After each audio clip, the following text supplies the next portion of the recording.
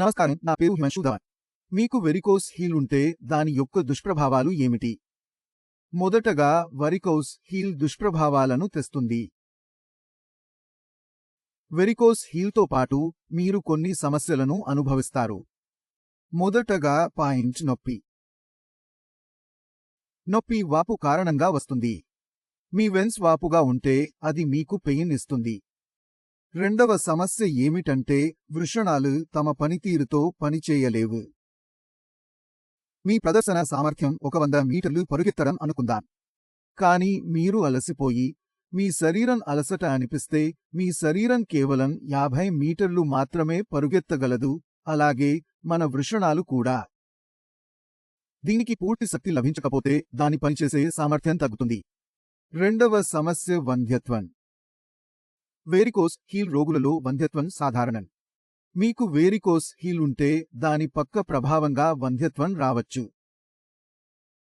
దానివల్ల మనకు గర్భధారణలో ఇబ్బంది ఉంటుంది. దీనితో పాటు మూడవ సమస్య కూడా ఉంది. దాన్ని మేము రేడియేటింగ్ నొప్పి అని పిలుస్తాము. రేడియేటింగ్ పెయిన్ అనేది మీ వృషణాల నుండి ప్రారంభమయ్యే నొప్పి.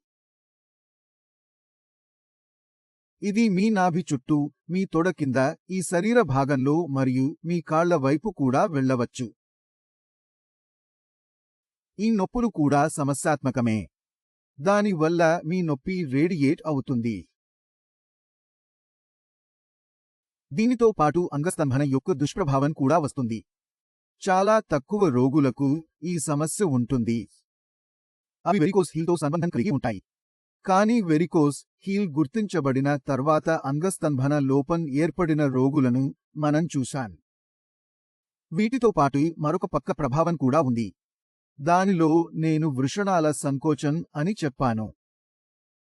నేను దాని అత్యంత ప్రధానమైనది అని పిలుస్తాను. వృషణాలు తమకు ఆహారం లభించకపోతే, పోషణ లభించకపోతే వాటి పరిమాణం తగ్గడం ప్రారంభిస్తాయి. దీన్నే వృషణ క్షీణత అంటారు. కాబట్టి ఈ మరో దుష్ప్రభావం అని నేను చెప్పగలను.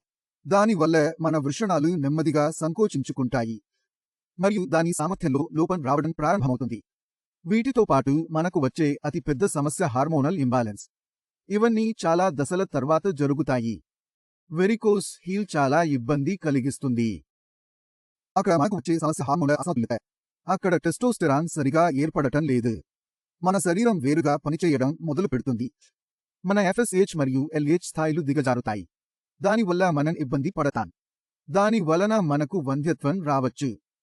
కాబట్టి ఇవి కొన్ని ప్రధాన దుష్ప్రభావాలు. ఈ కారణంగా వెరికోస్ హీల్ చికిత్స పొందడం అవసరం. దీనికోసం మీరు ఏమైనా చర్యలు తీసుకున్నారా? మీరు హోమియోపతి అయినా, ఆయుర్వేదం అయినా, మీరు సర్జరీ కూడా అవలంబించారా? అది ముఖ్యం కాదు. ఈ కారణంగా వెరికోస్ హీల్ చికిత్స పొందడం అవసరం. వీటితో పాటు మీకు ఏవైనా ప్రశ్నలు లేదా సందేహాలు ఉంటే దయచేసి అడగండి. అప్పుడు మీరు క్రింది ఇచ్చిన నంబర్కి కాల్ చేయవచ్చు.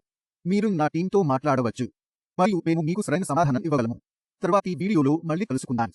అప్పటి వరకు మీరు జాగ్రత్త.